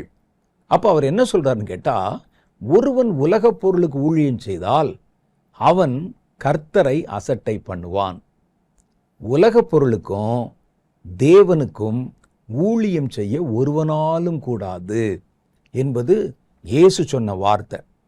மத்தேயு சுவிசேஷம் 6வது அதிகாரம் 24வது வசனத்தில், 2 எஜமான்களுக்கு ஊழியம் செய்ய ஒருவனாலும் கூடாது, ஒருவனை பகைத்து மற்றொருவனை சிநேகிப்பான், ஒருவனை பற்றி கொண்டு மற்றவனை அசட்டை பண்ணுவான். அதே மாதிரி தேவனுக்கும் உலக பொருளுக்கும் ஊழியம் செய்ய உங்களால் கூடாது. சிலர் சொல்லுவாங்க, எங்களுக்கு என்னங்க நிறைய பணம் இருக்குது, வசதி இருக்குது, எல்லாம் இருக்குது, உலக பொருளுக்கு தான் நான் ஊழியம் செய்கிறேன், உலகத்தில் பொருள் சேர்க்கணும், சம்பாதிக்கணும் ஓடுறேன், ஆனால் அதே நேரத்தில் காணிக்கை கொடுத்துட்றேன், சபைக்கு வந்துடுறேன், சில நேரத்தில் பாருங்கள் பிரசங்கம் கூட பண்ணிடுறேன். நான் பெரிய வெள்ளிக்கிழமையெல்லாம் பாருங்கள் 7 வார்த்தையில் 1 வார்த்தை நான் பேசிடுவேன், சபையில் நான் தான் முக்கியமான ஆள், 2க்கும் ஊழியம் செய்கிறேன் என்று நீங்கள் சொல்லலாம். ஆனால் இயேசு சொன்ன விதி சிலரால் செய்ய முடியும் என்றல்ல, ஒருவனாலும் செய்ய முடியாது என்பதே இயேசு சொன்ன வார்த்தை. ஒருவனாலும் முடியாது. அது எப்படி முடியும்? உலகப் பொருளை வைத்திருப்பது பெருசில்லை, அது தப்பு இல்லை. அதை அனுபவித்ததும் தப்பு இல்லை. அதற்கு ஊழியம் செய்கிறான் பாருங்க, அதற்கு முதலிடம் கொடுத்து, அதுக்கு முக்கியத்துவம் கொடுத்து, அதுக்கு வேலைக்கார மாதிரி இருந்து, அதுக்காக நாயாய் ஓடுகிறான் பாருங்க, அவனால் தேவனை பிரியப்படுத்துவது முடியாது. அது ஒருவனாலும் கூடாது என்று கர்த்தர் எழுதியிருக்கிறார். ஒருவனை பற்றி கொண்டு, உலகப் பொருளை பற்றி கொண்டு மற்றதை அசட்டை பண்ணுவான். அப்போ ஒருவன் கர்த்தரை பற்றி கொண்டிருந்தா உலகப் பொருளை அசட்டை பண்ணுவான். உலகப் பொருள்களுக்கு முக்கியத்துவம் கொடுக்க மாட்டான், அசட்டை பண்ணுவான். அதை வச்சு அவன் கர்த்தருக்கு எவ்வளோ முக்கியத்துவம் கொடுக்குறான் அப்படின்னு பார்க்கலாம். சில சமயங்களில் கர்த்தர் ஒரு காரியத்தை சொல்லியிருக்க, சிலர் உலக பொருளின் நிமித்தம் தேவனுடைய காரியத்தை பின்னுக்கு தள்ளி ரெண்டாவதாக வச்சு அவர்கள் தொடர்ந்து ஓடிக்கொண்டிருப்பாங்க. நேரம் கிடைக்கும் போது கர்த்தருடைய காரியத்தில் தங்களுடைய கவனத்தை செலுத்துவார்கள். வேதம் சொல்லுகிறது, 2 எஜமான்களுக்கு ஊழியம் செய்ய ஒருவனாலும் கூடாது. அந்தப்படியே உலகப் பொருளுக்கும் தேவனுக்கும் ஊழியம் செய்ய உங்களால் கூடாது. உலகப் பொருளை நீங்கள் பற்றி கொண்டிருந்தா தேவனை நீங்கள் அசட்டை பண்ணத்தான் செய்வீர்கள் என்று கர்த்தர் சொல்லியிருக்கிறார். லூக்கா சுவிசேஷத்திலும் 16வது அதிகாரம் 13வது வசனத்தில் இதே காரியத்தை சொல்லியிருக்காரு பாருங்க. எந்த ஊழியக்காரனும் 2 எஜமான்களுக்கு ஊழியம் செய்யக்கூடாது. ஒருவனை பகைத்து மற்றவனை சிநேகிப்பான், அல்லது ஒருவனை பற்றி கொண்டு மற்றவனை அசட்டை பண்ணுவான். யார் அந்த 2 எஜமான்? ஒன்று உலகப் பொருள், 2வது தேவன். தேவனுக்கும் உலகப் பொருளுக்கும் ஊழியம் செய்ய உங்களாலே கூடாது என்றார். இவைகளை எல்லாம் இப்போ பாருங்க, அடுத்து பாருங்க, இவைகளை எல்லாம், இந்த உபதேசத்தை பொருளாசைக்காரர்களாகிய பரிசேயர் கேட்டு அவரை பரியாசம் பண்ணாங்க. பார்த்தீங்களா, இதுதான் அலட்சியம், இதுதான் அசட்டை. அவர் அப்படி பேசணுன்னே கக்கன்னு சிரிச்சாங்களாம். வாரியா, ஒருத்தர் அப்படி ஊழியம் செய்ய முடியாதாம், சொல்ல வந்துட்டார் பாருங்க, தத்துவ ஞானி என்று சொல்லி பரியாசம் பண்ணாங்க. அவர்கள் பரியாசம் பண்ண காரணம் என்ன தெரியுமா? வேதம் சொல்லுது, பொருள் ஆசைக்காரராகிய பரிசேயர். அப்போ அவனுக்குள்ள பொருளாசை இருக்குது, பொருளுக்கு ஊழியம் செய்கிறான். கர்த்தர் பேசின வார்த்தையை அலட்சியம் பண்ணுகிறான். அந்த இடத்துல அவர் சொன்ன வார்த்தை அப்படியே நிறைவேறுகிறத பார்க்குறோம். அவர் பேசி முடித்த உடனே அது நிறைவேறுகிறத பார்க்குறோம். பொருளாசை உள்ளவர்கள் தேவனை அசட்டை பண்ணுகிறதை பார்க்கிறோம். கர்த்தருடைய வார்த்தையை பரியாசம் பண்ணுறதை பார்க்கிறோம். அவரை பார்த்து பரியாசம் பண்ணினார்கள். அடுத்தான் போட்டிருக்கு லூக்கா 16:14. இவைகளெல்லாம் பொருளாசைக்காரராகிய பரிசேயர் கேட்டு அவரை பரியாசம் பண்ணினார்கள். அடுத்து பாருங்க, 6வது காரியம் சொல்லுது, மாம்ச இச்சையிலே நடக்கிறவர்கள், மாம்சத்தின்படி நடக்கிறவர்கள் தேவனை அசட்டை செய்வார்கள். ஒருவன் மாம்சத்துக்கு இடம் கொடுத்து மாம்சத்தின் ஆசாபாசங்கள் இச்சைகளில் நடந்தா அவன் தன்னை அறியாமலே தேவனுடைய காரியத்தில் அலட்சியமாக இருப்பான். அது வெளியே தெரிஞ்சிடும். அப்படியே வேதம் சொல்லுகிறது, 2 பேதுருவின் புஸ்தகம் 2வது அதிகாரம் 10வது வாக்கியம். அதில் என்ன சொல்றாங்க? விசேஷமாக அசுத்த இச்சையோடே மாம்சத்துக்கேற்றபடி நடந்து கர்த்தத்துவத்தை அசட்டை பண்ணுகிறவர்களை அப்படி செய்தார். யார் கர்த்தத்துவத்தை அசட்டை பண்ணாங்க? மாம்சத்தின் அசுத்தத்தை விரும்பி மாம்சீகமான இச்சைகளுக்கு இடம் கொடுத்து மாம்சத்துக்கேற்றபடி நடந்து குடிக்கிறது, வெறிக்கிறது, விபச்சாரம் பண்றது, இவைகளிலே தங்களுடைய கவனத்தை செலுத்துகிறவர்கள் கர்த்தரையும் கர்த்தத்துவத்தையும் அசட்டை பண்ணுவார்கள். இவர்கள் மிகுந்த துணிகரக்காரர், அகங்காரிகள், மகத்துவங்களை தூஷிக்க அஞ்சாதவர்கள் என்று 2 பேதுருவின் புஸ்தகம் 2வது அதிகாரம் 10வது வசனம் சொல்லுது. யூதா இதே காரியத்தை 4வது வசனத்தில், 1வது அதிகாரம் 4வது வசனத்தில் யூதா சொல்றார் பாருங்க. அப்படி போலவே சொப்பனக்காரராகி இவர்களும் மாம்சத்தை அசுசிப்படுத்தி கொண்டு, மாம்சத்தை கரைப்படுத்தி கொண்டு கர்த்தத்துவத்தை, லார்ட்ஷிப், கடவுளுடைய அந்த கர்த்தத்துவத்தை அசட்டை பண்ணி மகத்துவங்களை தூஷிக்கிறார்கள். யாரு அசட்டை பண்றா? மாம்சத்தில் அருவருப்பான பாவங்களுக்கு, இச்சைகளுக்கு, விபச்சாரத்துக்கு இடம் கொடுக்கிறவன். வெளியரங்கமாக அவன் செஞ்ச பாவம் நமக்கு தெரியாது, ஆனால் அதனுடைய விளைவுகள் வெளியரங்கமாக தெரியும். அவன் தேவனை அசட்டை பண்ணுவான். இரண்டாவது, கர்த்தருடைய மகத்துவங்களை பரியாசம் பண்ணி தூஷிப்பான். இது அடையாளம்னு வேதம் சொல்லுது. கர்த்தரை அசட்டை பண்ணுறவங்க, இந்த அசட்டை என்னும் இந்த பெரும் பாவத்தை செய்கிறவர்கள், அவங்களுடைய அடையாளம்னு சில அடையாளம் இருக்குது. சில நேரத்தில் அசட்டை பண்ணுறவங்க நீங்கள் பார்த்தாலே தெரியும். அவன் நம்முடைய உள்ளத்தின் நிறைவினால தான் நம்முடைய கிரியைகள் வெளியே தெரியும். வாயும் பேசும். சிலர் பார்த்தீங்கன்னா பைபிளை வச்சுட்டு அப்படியே காலேஜில் நோட்டு புத்தகத்தை சுற்றுற மாதிரி சுற்றிக்கிட்டே இருப்பான். பைபிளை அப்படி தூக்கி போட்டு தன்னுடைய காலை தூக்கி டீப்பாய் மேலே வச்சுட்டு அப்படி உட்காந்துருப்பாங்க. வேதத்தை தூக்கி ஒரு இடத்துல மூலையில் தூக்கி விட்டெறிஞ்சு வச்சுருப்பாங்க. அவங்க இதனால இல்லாமா அப்படின்னு சொன்னால், உங்கள் மனதிலே நீங்கள் வேதத்துக்கு எந்த இடம் கொடுக்குறீங்களோ, வேதத்துக்கு எவ்வளோ முக்கியத்துவம் கொடுக்குறீங்களோ, அது உங்கள் சின்ன சின்ன நடக்கைகளில் கூட உங்களை காண்பித்து கொடுத்து விடும். அப்போ நான் ஏற்கனவே சொன்ன மாதிரி சில அடையாளங்களை பார்த்தா தெரியும். கர்த்தருடைய காரியத்தில் ஒரு அசட்டை, ஒரு சர்ச்சுக்கு போகிறதுல ஒரு அசட்டை, ஒரு பிரசங்கம் பண்ணுறதுல ஒரு அசட்டை. நான் ஒரு தேவ மனிதனை அறிவேன். நான் ஏற்கனவே சொன்ன மாதிரி அவர் கர்த்தருக்குன்னு ஊழிச்சது பல மணி நேரங்கள் ஜெபம் பண்ணி நல்ல ஒரு நிலைமைக்கு வந்த பிறகு பார்த்தீங்கன்னா, அதற்கு பிறகு ஜெபம் குறைந்து விட்டது. ஒரு இடத்துல தேவனுடைய செய்தி கொடுக்க போகணும்னு சொன்னால் உடனே என்ன செய்வாங்கன்னா, உடனே கொஞ்சம் நேரம் வரைக்கும் அப்படி உட்காந்துருப்பாங்க. திடீர்னு முகத்தை கழுவிட்டு போய் மேடையில் போய் ஏறிடுவாங்க. காரணம் என்னென்னா, ஒரு அலட்சியம். நீங்கள் அறிந்து கொள்வதற்காக சொல்லுகிறேன், என்னை உயர்த்தி கொள்ளவோ என்னை பெருமைப்படுத்தி கொள்ளவோ அல்ல. நான் எவ்வளவோ இடங்களில், ஆயிரக்கணக்கான இடங்களில், பல்வேறு விதமான சபைகளில், சர்ச்சில் பிரசங்கம் பண்ணும் ஒரு கிருபை பெற்றிருக்கிறேன் பல இடங்களில். ஆனாலும் இன்னைக்கு இப்போ உங்களுக்கு பிரசங்கம் பண்ணுறதுக்கு முன்னால் நான் பல மணி நேரம் தேவனிடத்தில் காத்திருந்து ஜெபம் பண்ணி ஒரு செய்தியை தயார் பண்ணி, கர்த்தாவே இது நீங்கள் பேசணும், என் வார்த்தை யார் கேட்க போகிறாங்க, என் மூலமாக நீங்கள் பேசுங்கன்னு சொல்லி காத்திருந்து, எனக்கு பேச தெரியாது அப்படிலாம் சொல்லி ஒப்பு கொடுத்து, அதுக்கப்புறம் தான் காத்திருந்து ஜெபம் பண்ணி கர்த்தருடைய வார்த்தையை சொல்வதை எல்லா இடத்திலும் வழக்கமாக வச்சுருக்கிறேன். அதிகபட்சமாக 1.5 லட்சம் 2 லட்சம் பேர் இருக்கிற ஒரு கூட்டத்தில் பேசியிருக்கிறேன். குறைஞ்சபட்சமாக 4 பேர் இருக்கிற கூட்டத்தில் பேசியிருக்கிறேன். ஆனால் 2லையுமே நான் ஒரே மாதிரி தான் என்னை ஆயத்தப்படுத்தி இருந்திருக்கிறேன். காரணம் எனக்கு தெரியும், இது கர்த்தரால் உண்டாகிறது, கர்த்தர் தான் பேசணும் அப்படின்னு தெரியும். ஏன் நம்ம அசட்டை பண்ணுகிறோம்? நமக்கு பார்த்தாலே தெரிஞ்சிடும். ஒரு ஊழியம் செய்கிறதுல அசட்டை, அதுக்கு ஜெபம் இல்லை, ஆயத்தம் இல்லை. ஊழியம் தானே, செஞ்சிடலாம், பிரசங்கம் பண்ணிடலாம், ஜெபம் நடத்திடலாம் அப்படின்னு சொல்லி போவாங்க. அது எதனால் வருதுன்னு சொன்னால், முதல்ல தேவனை நம்பினாங்க, இப்போ அவர்கள் தங்களை நம்புகிறார்கள். நான் பார்க்காத மேடையா, நான் பார்க்காத கூட்டமா, நான் செய்யாத ஊழியமா, அதெல்லாம் செஞ்சிடலாம் அப்படின்னு சிலரை பார்த்தீங்கன்னா இடைவிடாமல் சுற்றி கொண்டே இருக்கிறத நம்ம பார்க்குறோம்.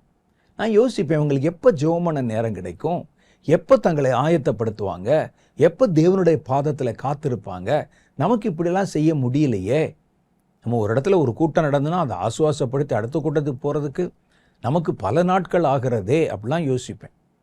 வேதம் சொல்லுது இந்த இடத்துல, அவர்களுடைய அடையாளங்கள் இது தேவனை அலட்சியம் பண்ணுவது, தங்களை நம்புவது, ஆண்டவர் இல்லாட்டா கூட பரவாயில்ல, நாங்கள் பேசிடுவோம், நாங்கள் ஊழியம் செய்வோம் என்று சொல்லுவது. தேவனை விட உலக பொருள்களுக்கு முக்கியத்துவம் கொடுக்கறனால ஞாயிற்றுக்கிழமை அல்லது ஆராதனைக்கு போகணும், சபை கூடி வருதலை விட்டுவிடக்கூடாதுன்னு வசனம் சொன்னால் கூட, அன்னைக்கு ஏதாவது ஒரு முக்கியமான வேலை இருந்ததுன்னா வேலைக்கு ஓடி போயிடுவாங்க. அப்போ நம்ம எந்த அளவில் சில அடையாளங்கள் நம்மை கர்த்தரை அசட்டை செய்கிறவர்கள் என்பதை காட்டி கொடுத்து விடும். அது மாதிரி சில அடையாளங்கள் இருக்குது. இவன் கர்த்தரை அசட்டை செய்கிறவன் என்பதற்கு அதை நம்ம சொல்கிறத விட வேதம் சொல்லுகிறதை கவனித்து பாருங்க. கர்த்தரை அசட்டை செய்கிறவருடைய அடையாளங்கள், அவர்கள் தங்களைத்தானே பெருமையாய் பேசிக்கொள்வார்கள். அதை பார்த்தீங்கன்னா உங்களுக்கு தெரியும், நாங்கள் தான், என்னை தாண்டி எதுவுமே இல்லை அப்படின்னு ஒருவன் நான் என்று தன்னைத்தானே கர்வப்படுத்தி பெருமையாக பேசினா அவன் நிச்சயம் கர்த்தரை அசட்டை செய்கிறவன். சங்கீத புஸ்தகம் 10:3 சொல்லுகிறது, துன்மார்கன் தன் உள்ளம் இச்சித்ததை பெற்றதினால் பெருமை பாராட்டி பொருளை அபகரித்து தன்னைத்தானே உயர்த்தி தன்னைத்தானே பிரைஸ் பண்ணி. அப்படி எவன் ஒருவன் தன்னைத்தானே பெருமைப்படுத்தி பேசுகிறானோ, நீங்கள் நல்லா கவனித்து பாருங்கள், அவன் தேவனை அசட்டை பண்ணுவான். தேவனுக்கு முக்கியத்துவம் கொடுக்கிறவன் ஒரு பெரிய காரியத்தை சாதித்தாலும் இது கர்த்தரால் உண்டானது, இது கர்த்தரால் உண்டானது, நாங்கள் அற்ப பிரயோஜனம் உள்ள மனிதர். அப்போஸ்தலர் அப்படிதான் சொன்னாங்க. நான் இவ்வளவு செய்தும் அதில் பெருமை பாராட்டுவதற்கு எனக்கு அதில் ஒன்றும் வழி இல்லை. நாங்கள் அற்ப பிரயோஜனம் உள்ள மனிதர்கள், எங்கள் கடமை மாத்திரம் செய்தோம் என்பார்கள். ஆனால் மற்றவங்க பாருங்கள், நாங்கள் போனோம், நின்னோம், சாதித்தோம், அதை செய்தோம், இதை செய்தோம்னு அந்த ரகசியமாய் தங்களை புகழ்ந்து கொள்ளுகிறவர் இருக்கிறாங்க. தாங்கள் மனிதர்களால் புகழப்பட வேண்டும் என்று விரும்புகிறவர்கள் இருக்கிறாங்க. அது ஒரு அடையாளம் அப்படின்னு சங்கீத புஸ்தகம் 10வது அதிகாரம் 3வது வசனம் சொல்லுது. அவர்கள் பெருமை பாராட்டுகிற, தங்களை குறித்த பெருமை பாராட்டுகிறவர்கள். பாருங்கள், சவுல் என்ற ஒரு மனிதன், அந்த சவுல் என்ன செஞ்சார், அவர் சாதாரணமாக வீட்டுக்கு அடங்கி வீட்டில் இருந்த சில கழுதைகள் காணாமல் போய்விட்டது. தன் தகப்பனார் கூப்பிட்டு அந்த கழுதைகளை எப்படியா கண்டுபிடிச்சிட்டு வாடான்னு சொல்லி சவுலையும் அவனுடைய வேலையாளையும் கூட அனுப்ப, இவர்கள் எங்கேயோ சுற்றி போய் கடைசியில் சாமுவேல் இடத்தில் வரும்போது கர்த்தர் ஏற்கனவே சாமுவேல் இடத்துல பேசி, நாளைக்கு நேரத்தில் ஒருவன் தன் கழுதையை காணவில்லை என்று தேடிக்கொண்டு வருவான், அவனை நான் இஸ்ரவேலின் மேலே ராஜாவாய் அபிஷேகம் பண்ண போகிறேன், நீ அவனை அபிஷேகம் பண்ணி ராஜாவாய் ஏற்படுத்து என்றார். உடனே அவனை அழைத்து அதே மாதிரி ராஜாவாய் ஏற்படுத்தினாங்க. இதெல்லாம் நீங்கள் சாமுவேலுடைய புஸ்தகத்தில் படிச்சிருப்பீங்க. உடனே அவன் சொன்னான், இவ்வளவு பெரிய இஸ்ரவேலை விசாரிப்பதற்கு நானும் என்னுடைய தகப்பன் வீட்டாரும் எம்மாத்திரம், நாங்கள் எம்மாத்திரங்க, இவ்வளவு பெரிய இஸ்ரவேலை எப்படி நாங்கள் நடத்த முடியும்? கர்த்தர் அவனை எழுப்பினார், ஏற்படுத்தினார், ஜனங்கள் அவனுக்கு கீழ்ப்படிந்தாங்க. யுத்தத்துக்கு போனான், அது வரைக்கும் யுத்தத்துக்கே போனதில்லை, சாதாரண குடும்பத்தை சேர்ந்தவங்க. யுத்தத்துக்கு போனான், கர்த்தர் அவனோட கூட இருந்ததுனாலே ஜெயம் கிடைத்தது, வெற்றி கிடைத்தது. பல தேசங்களை அடிமைப்படுத்தினான், பல தேசங்களில் எதிரிகளை துரத்தினான், ஜெயித்தான். ஆட்கள், படை, அம்பு எல்லாம் கூட்டம், ராஜாவாயிட்டார். இப்போ பாருங்க, ராஜாவான உடனே இவனை அழைத்து தேவனுடைய திட்டத்தை சொல்லி இவனை அபிஷேகம் பண்ணின சாமுவேலை முதல்ல அலட்சியம் பண்ணினான். அப்போ அவர்கள் ஒரு யுத்தத்துக்கு புறப்படும் போது கர்த்தர் சொல்லி இருக்கிறாரு, நீங்க அந்த தேசத்தில் போகும்போது, அந்த தேசத்தை நீங்கள் பிடிக்கும்போது அதில் ஒருவனை கூட மிச்சம் வைக்காம ஆடு மாடு எல்லாவற்றையும் சங்கரித்து போட கடவும். ஏன்னா அவர்கள் சபிக்கப்பட்ட கூட்டத்தார், அவங்க ஒன்றை நீங்கள் மிச்சம் வைக்கக்கூடாது அப்படின்னு கர்த்தர் சொல்லி அனுப்பினார். அந்த சம்பவம் 1 சாமுவேல் புஸ்தகம் 15வது அதிகாரத்தில் எழுதியிருக்கிறது. அதில் 1வது வசனம் படிக்கிறேன். பின்பு சாமுவேல் சவுலை நோக்கி, இஸ்ரவேலராகிய தம்முடைய ஜனங்கள் மேல் உம்மை ராஜாவாக அபிஷேகம் பண்ணுகிறதற்கு கர்த்தர் என்னை அனுப்பினாரே, இப்போதும் கர்த்தருடைய வார்த்தைகளின் சத்தத்தை கேளும். சேனைகளின் கர்த்தர் சொல்லுகிறது என்னவென்றால், இஸ்ரவேலர் எகிப்தில் இருந்தபோது அமலேக் அவர்களுக்கு வழி மறித்த செய்கையை மனதிலே வைத்திருக்கிறேன். இப்போது நீ போய் அமலேக்கை மடங்கடித்து அவனுக்குண்டான எல்லாவற்றையும் சங்கரித்து அவன் மேல் இரக்கம் வைக்காமல் புருஷரையும் ஸ்திரீகளையும் பிள்ளைகளையும் மாடுகளையும் ஆடுகளையும் ஒட்டகங்களையும் கழுதைகளையும் கொன்று போட கடவா என்றார். இப்போ அமலேக்கள் மேலே நீங்கள் யுத்தம் பண்ணுங்க, கர்த்தர் சொல்லுகிறார், அவங்களை யாரையும் விட்டு வைக்காதுன்னு.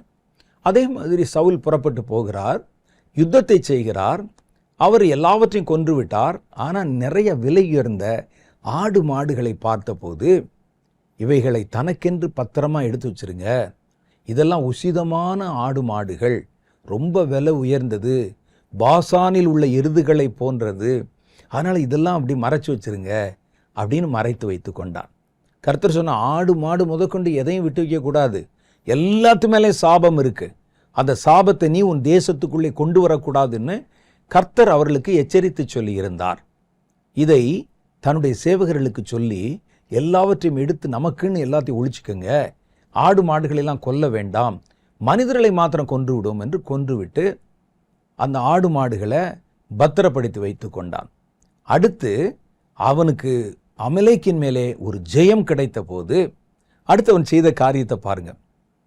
ஒவ்வொரு இடத்திலும், அவர் போகிற ஒவ்வொரு இடத்துலையும் தன்னுடைய பெயர் விளங்க ஒரு தூபத்தை, ஒரு பெரிய ஜெயஸ்தம்பத்தை எழுப்பினான்.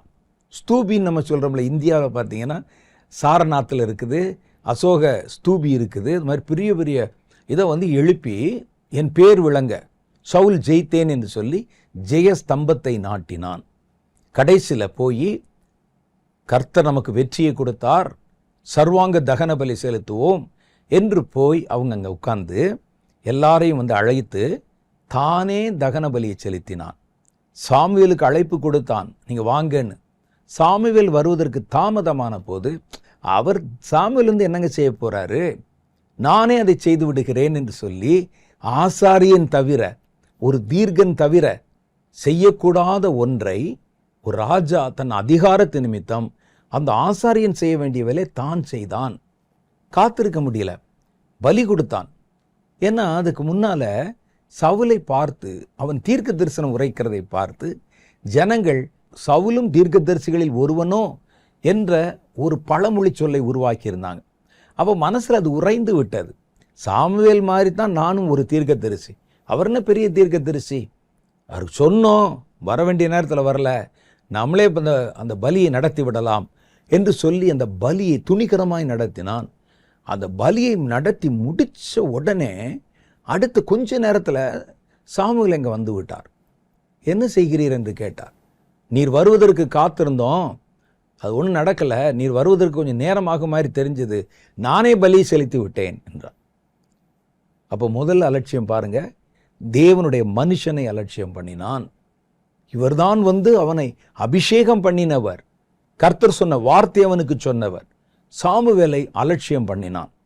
இரண்டாவது, சாமுவேல் அதை கேட்கிறார், சரி அதை விடும், கர்த்தர் உனக்கு என்ன சொன்னார், எல்லா ஆடு மாடுகளையும் நீ சங்கரிக்க வேண்டும் என்று சொல்லியிருந்தார், ஆனால் என் காதுகளில் விழுகிற ஆடு மாடுகளின் சத்தம் என்னன்னு கேட்டார். உடனே பாருங்க, ஐயோ கண்டுபிடிச்சிட்டாரு. ஆடு மாடு, திரளான ஆடு மாடுகள், அமலேக்கினுடைய மாடுகள் அங்கே ஒளிச்சு வச்சிருக்கோம், சத்தம் போடுது, அந்த சத்தம் என்ன அப்படின்னு சாமுவேல் கேட்கிறார். உடனே சொல்றாரு பாருங்க, அது எப்படி சமாளிக்கிறான் பாருங்க. நான் சொல்லுகிறான், இல்லை, அவர்களுடைய உசிதமான ஆடு மாடுகளில் சிலவற்றை என்னுடைய வீரர்கள் எடுத்து வைத்து கர்த்தருக்கு காணிக்கையா பலி கொடுப்போமே அப்படின்னு நாங்கள் அதை எடுத்து வச்சிருந்தோம் சொன்னோம். அந்த பேச்சை விடும், சாமுவேல் சொல்ற, அந்த பேச்சை விடும் என்று நீர் கர்த்தர் உனக்கு சொன்ன வார்த்தையை அசட்டை பண்ணினதுனால கர்த்தர் உன்னை தள்ளினார் என்றார்.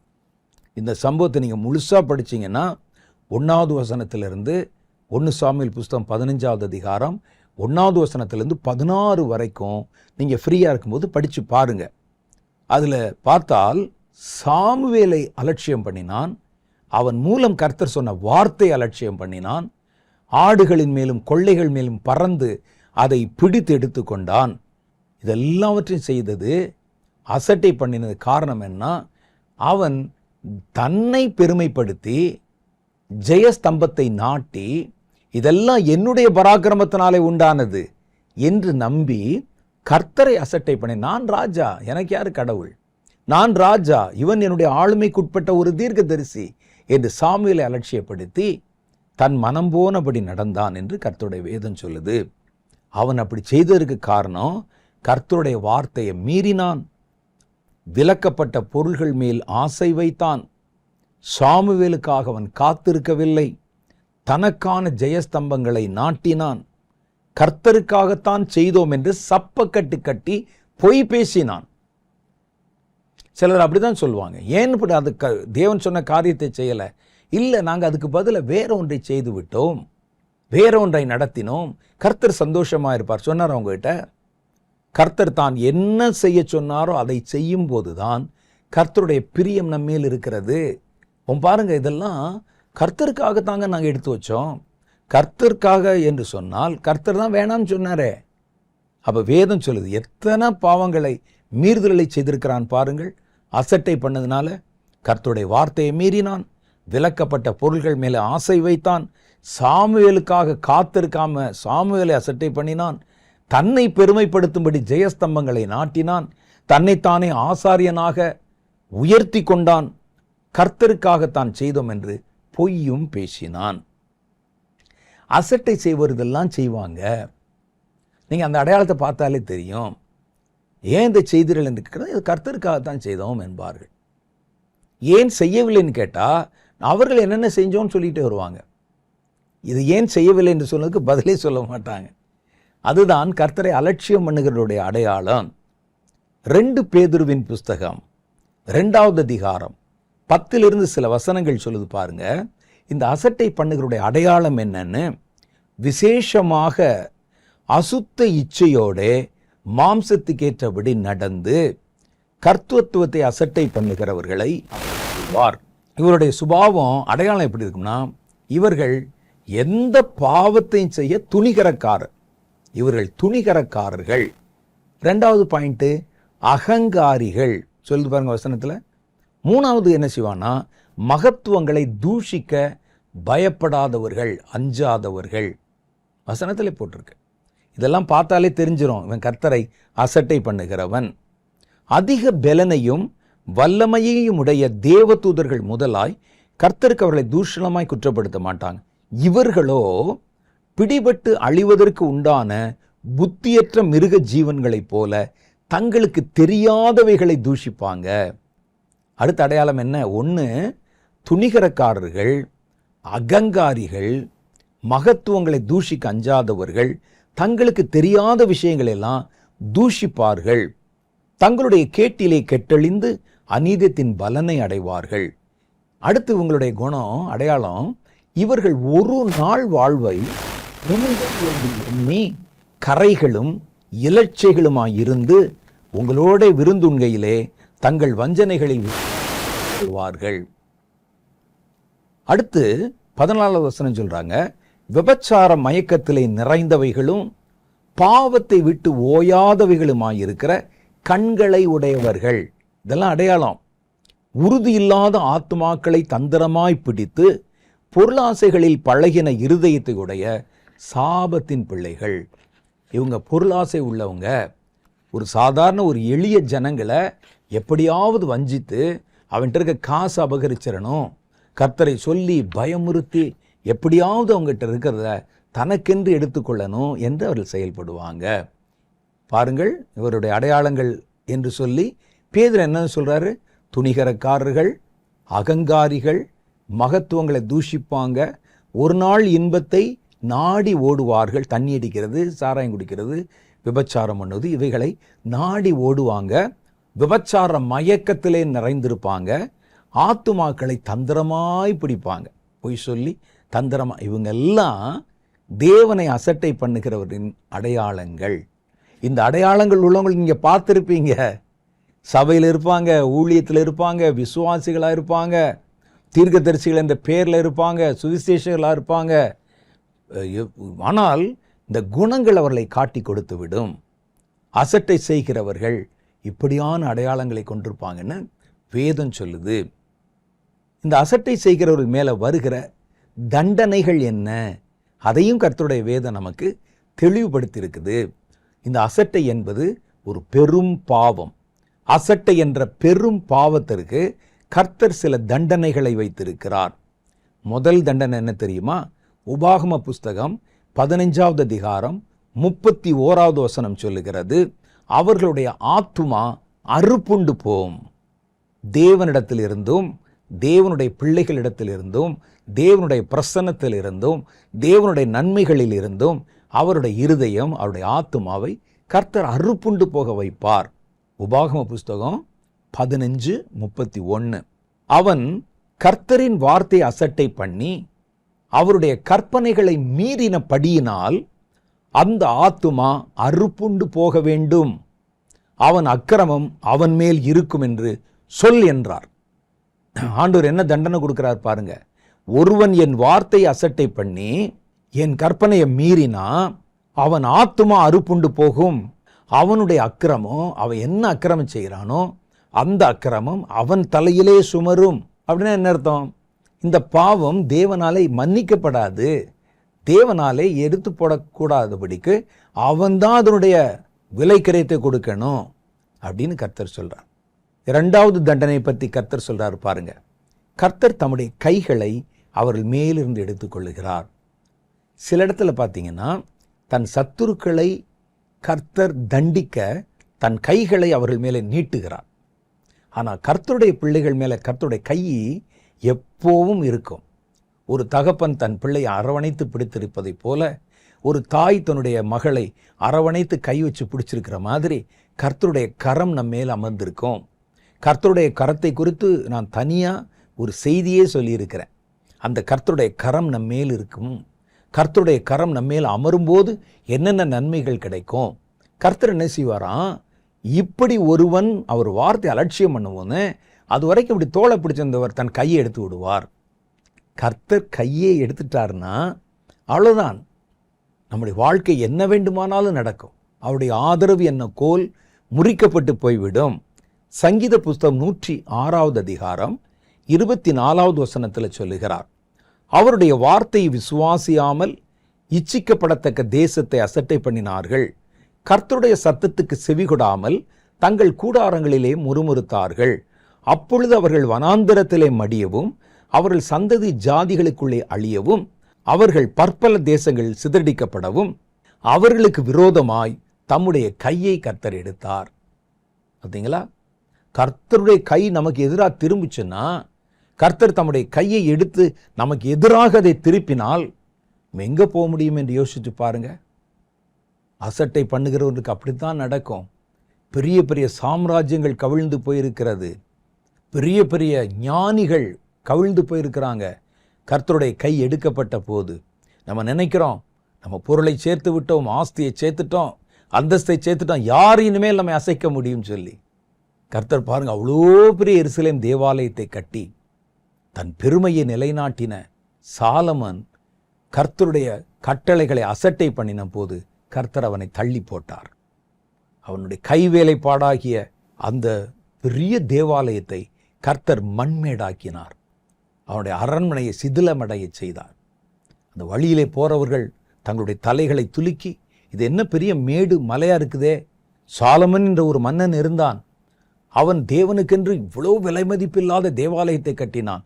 அவன் கர்த்தரை அலட்சியம் செய்த போது கர்த்தர் அவனுடைய தேவாலயத்தை இடித்து மண்மேடாக்கினார் என்று ஒரு பழமொழியா சொன்னார்கள்.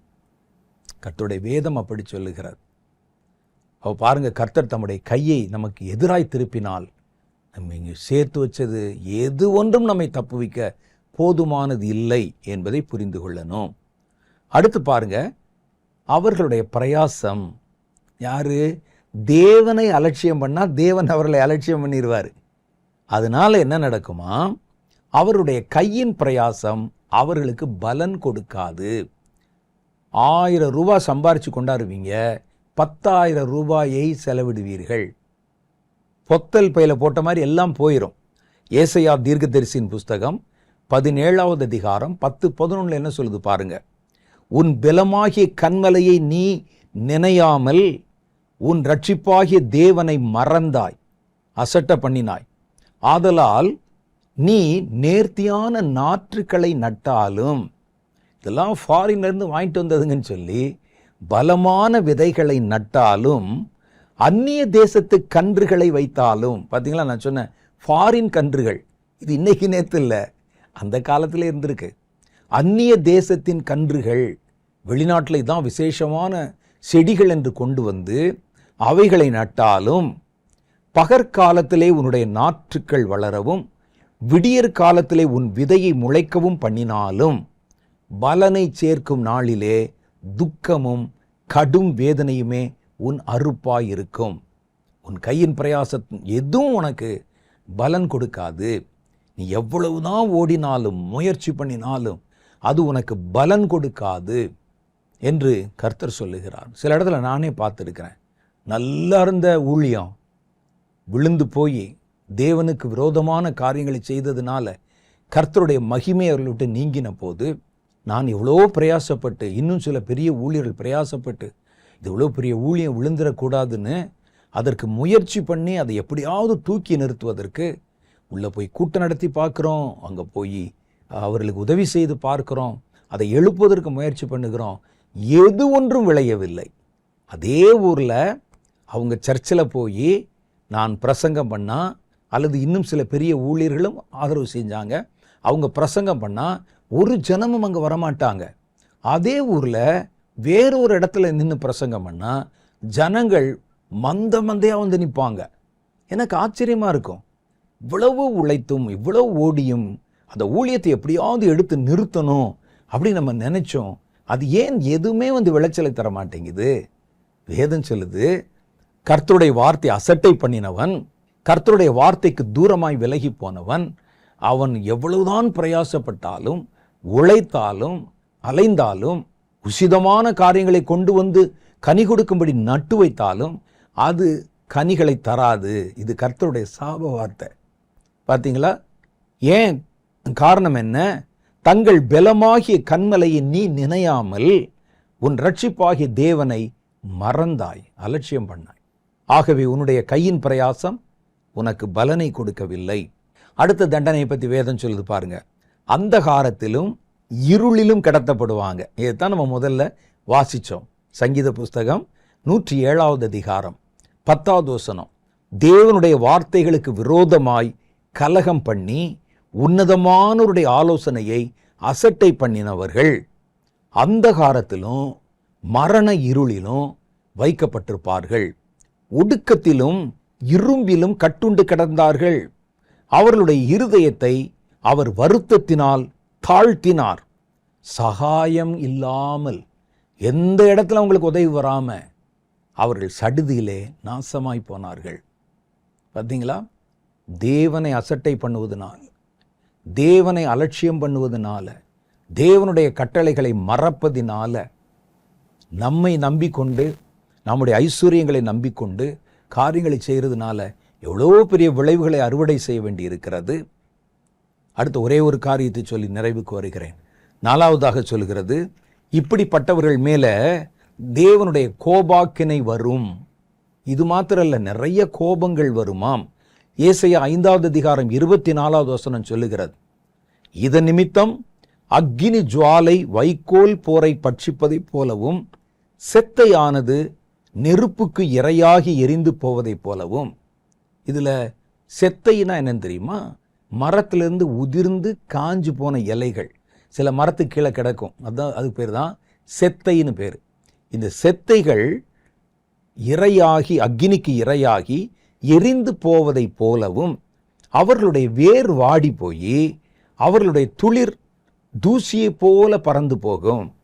அவர்கள் சேனைகளுடைய கர்த்தரின் வேதத்தை வெறுத்து இஸ்ரவேலில் உள்ள பரிசுத்தருடைய வசனத்தை அசட்டை பண்ணினார்களே. அப்படி அசட்டை பண்ணா என்னாது பாருங்க. அவருடைய வேறு, அவனை நிறுத்தி வைத்திருக்கிற, பிழை பூட்டுகிற, அவனை நிமிர பண்ணியிருக்கிற வேறு பாருங்க, அது கருகி போகுமா? அவர்கள் நெருப்புக்கு இரையாகிற, தேவனுடைய கோபாக்கின் என்ற நெருப்புக்கு இரையாகிறவர்களைப் போல மாறி போவாங்க என்று கர்த்தருடைய வேதம் சொல்லுகிறது. கர்த்தருடைய வேதத்தில் ஓசியாவின் புஸ்தகத்தில் சொல்லுகிறார், கர்த்தருடைய கோபம், நீ கர்த்தருடைய வேதத்தை மறந்தால் கர்த்தர் உன்னுடைய பிள்ளைகளை மறப்பார் என்று வேதம் சொல்லுது.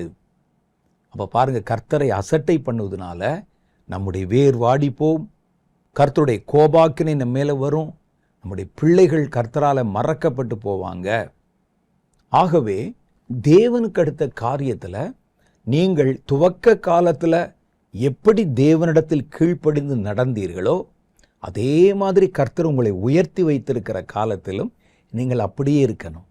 சாலமோனை கர்த்தர் எழுப்பி, சாலமோனை கர்த்தர் மகிமைப்படுத்தி, சாலமோனை கர்த்தர் அவ்வளோ பெரிய தேவாலயத்தை கட்ட அவனுக்கு உதவி செய்து அவருடைய தலை உயர்த்தி வச்சிருந்தார்.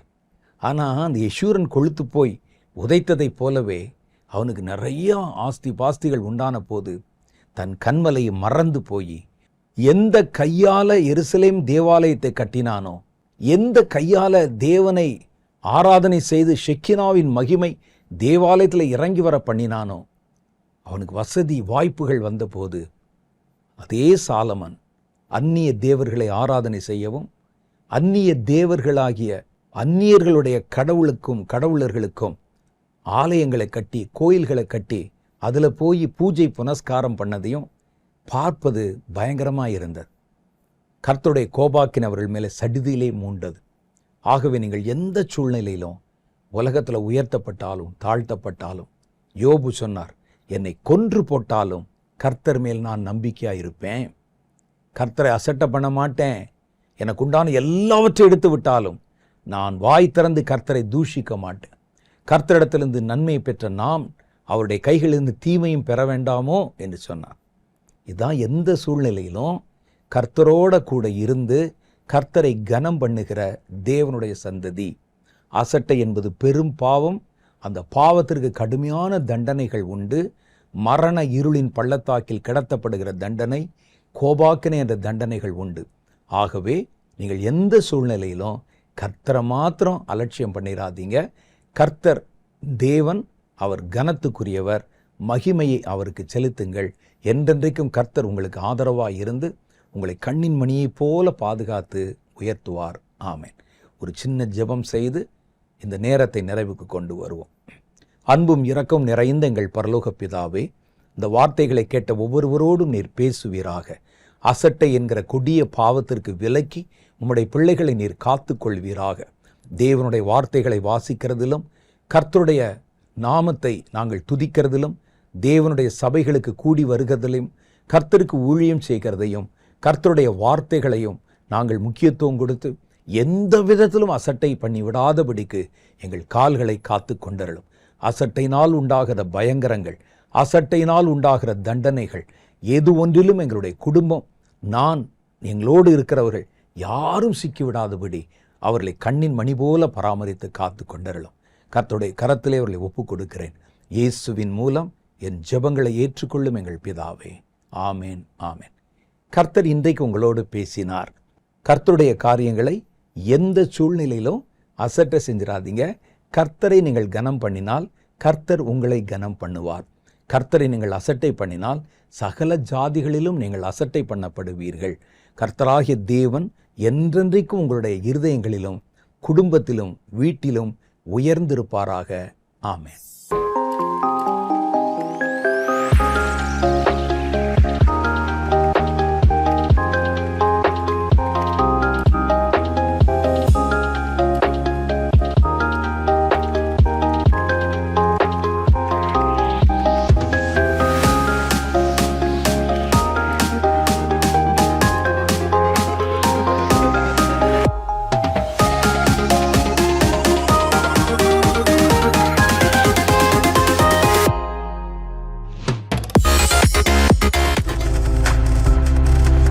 நீங்கள் பார்த்துக் கொண்டிருப்பது உங்கள் ஜாய் டிவி. உங்கள் துக்கம் சந்தோஷமாய் மாறும்.